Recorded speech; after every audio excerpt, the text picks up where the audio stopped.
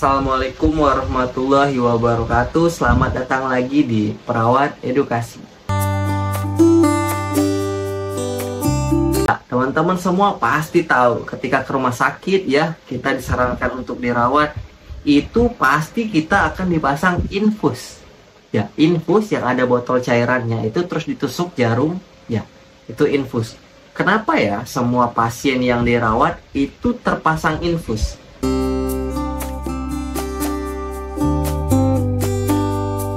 Ya, jadi infus itu adalah pemberian cairan melalui intravena ya, melalui pembuluh darah yang langsung masuk ke pembuluh darah. Jadi kenapa semua pasien itu harus dipasang infus? Teman-teman pasti tahu, kalau yang pernah dirawat pasti tahu jadwal pemberian obat. Misalnya ada obat yang diberikan 3 kali 1 hari menggunakan suntikan. Terbayangkah apabila teman-teman semua tidak dipasang infus, berapa kali harus disuntik?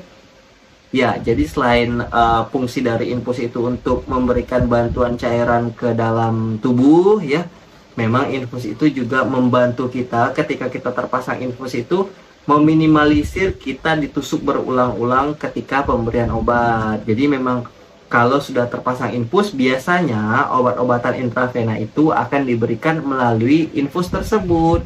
Jadi memang teman-teman itu tidak ditusuk lagi.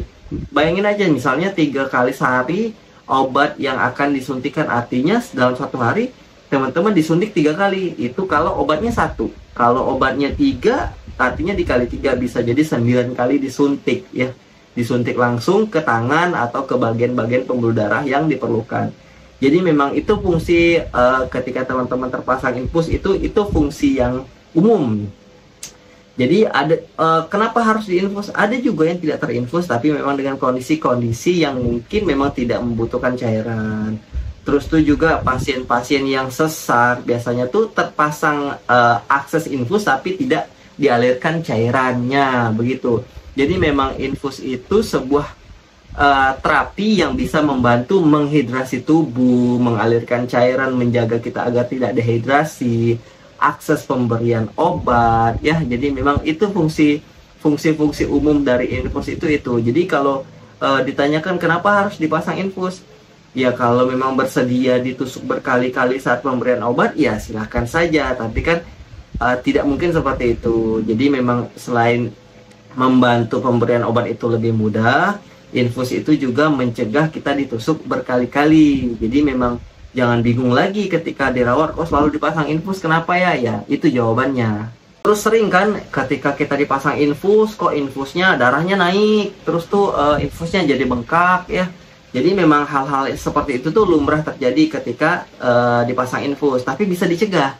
Jadi ketika darahnya naik ya, bisa jadi tangan yang terinfus itu lebih tinggi daripada botol infus. Jadi memang balik-balik ke gravitasi, jadi memang darahnya turun lagi mengalir ke botol infus. Tapi hal-hal itu sangat jarang terjadi ya teman-teman. Walaupun memang mungkin ada tapi jarang terjadi. Bagaimana cara mencegahnya? Ya tangan yang terpasang infus itu dimobilisasi atau pergerakannya itu ya dikurangin, diminimalisir. Terus juga jangan terhimpit, terus juga jangan lebih tinggi dari tiang infusnya atau posisi botol infusnya. Terus kalau bengkak gimana? Ya bisa jadi kalau bengkak itu memang karena pertama kesalahan ketika pemasangan infus, yang kedua juga memang infus yang terpasang terlalu lama sehingga menimbulkan infeksi, makanya dia jadi bengkak kemerahan. Apa solusinya kalau kayak begitu? Kalau sudah bengkak kemerahan biasanya akan dipindah posisinya. Kalau baru darah saja yang mengalir biasanya masih bisa dibenerin, jadi memang aman. Jadi terpasang infus itu aman ya teman-teman, karena memang infus itu jarumnya kan sudah tidak ada, hanya ada selang elastis yang masuk ke dalam pembuluh darah. Jadi tidak perlu dikhawatirkan, kecuali ya merah, bengkak, dan terasa sangat nyeri di daerah pemasangan infus, itu wajib dilaporkan kepada petugas ya, barangkali harus diganti tempatnya. Jadi teman-teman tidak merasakan nyeri lagi di daerah pemasangan infus. Oke teman-teman semua, jadi semoga ada manfaat yang diambil dari video ini. Sampai ketemu lagi dan sampai jumpa.